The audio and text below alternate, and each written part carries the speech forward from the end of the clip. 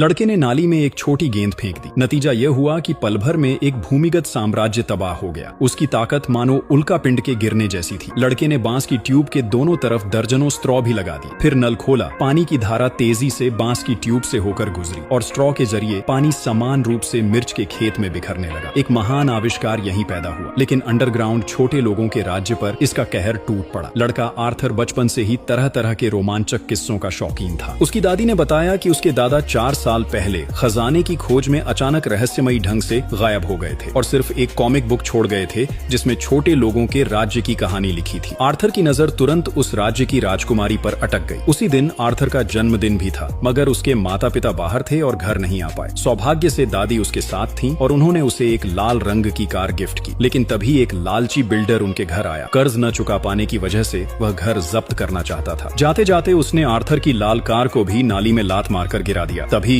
Arthur को अपने दादा के खजाने की खोज याद आई। उसने गोदाम में जाकर दादा के छोड़े हुए सुराग ढूंढे और जाना कि खजाना उसी छोटे लोगों के राज्य में है। लेकिन उस राज्य का दरवाजा केवल पूर्णिमा की रात 12 बजे ही खुलता है। संयोग से आज वही रात थी। आर्थर ने दादा की हिदायत पर एक दूरबीन निकाली। तभी कुछ जंगली लोग सामने आए। वे दादा के दोस्त थे। उन्होंने आर्थर को बताया कि भूमिगत राज्य में एक भयानक दानव है और केवल उसे हराकर ही खजाना मिल सकता है। घबराए आर्थर ने धीरे से बटन घुमाया। चांदनी की किरण पड़ते ही द्वार खुल गया। आर्थर का शरीर धीरे धीरे छोटा होने लगा और उसके पास केवल 3 दिन का वक्त था, वरना द्वार सदा के लिए बंद हो जाएगा। आर्थर दूरबीन से फिसलकर छोटे लोगों के राज्य में पहुंचा। एक परत सुनहरे तरल से गुजरने के बाद उसकी त्वचा बदल गई। उस समय छोटे लोगों के राज्य में भाग्य के चुने हुए की तलाश हो रही थी। जो जमीन में ढंसी तलवार निकाल सके वही सिंहासन का वारिस बनता। साहसी राजकुमारी ने पूरी ताकत लगाई, मगर तलवार हिली तक नहीं। आर्थर ने राजा को अपनी बात बताई और कहा कि बाहर जाकर वह नौकरी करना चाहता है। राजा बोला, बाहर जाकर जल्दी नौकरी ढूंढनी हो, घर लेना देना हो, लाइफ सर्विसेज चाहिए हो तो आइन फियर टोंगचेंग से बेहतर कुछ नहीं। तभी दानव के सैनिक मच्छरों पर सवार होकर हमला कर बैठे। छोटे लोगों के सैनिकों ने टमाटर तोप बनाकर पलटवार किया, मगर दुश्मन बहुत थे, यहाँ तक कि राजकुमारी भी घिर गई। तभी आर्थर ने तलवार खींच ली और चुटकियों में दुश्मनों को हरा दिया। इस जंग के बाद राजकुमारी भी आर्थर की ओर आकर्षित हो गई। फिर राजकुमारी और उसका भाई आर्थर के साथ दानव नगरी की ओर निकले। रास्ते में वे एक विशाल बिच्छू से टकराए। मुश्किल से जान बची। आगे वे अखरोट के खोल में बैठकर नदी पर पहुंचे, लेकिन राजकुमारी तैरना नहीं जानती थी। आर्थर ने राजकुमारी की ब्रास टेप का इस्तेमाल कर तलवार को पेड़ में फंसाया और जब झरना आने वाला था सबकी जान बच गई। लंबी यात्रा के बाद वे आखिर दानव नगरी पहुंचे। वहीं आर्थर को उसका कैद हुआ दादा मिला और खजाना दानव के सिंहासन के पीछे था। दानव ने सबको पाइप में धकेल दिया और पानी का नल खोल दिया। दर्जनों स्ट्रॉ से होकर पानी तेजी से पाइप में भरने लगा। तभी आर्थर को अपनी लाल कार मिली। उसने स्प्रिंग खींचा और कार झट से निकल पड़ी। पीछे पीछे पानी। आखिरी पल में वे छोटे लोगों के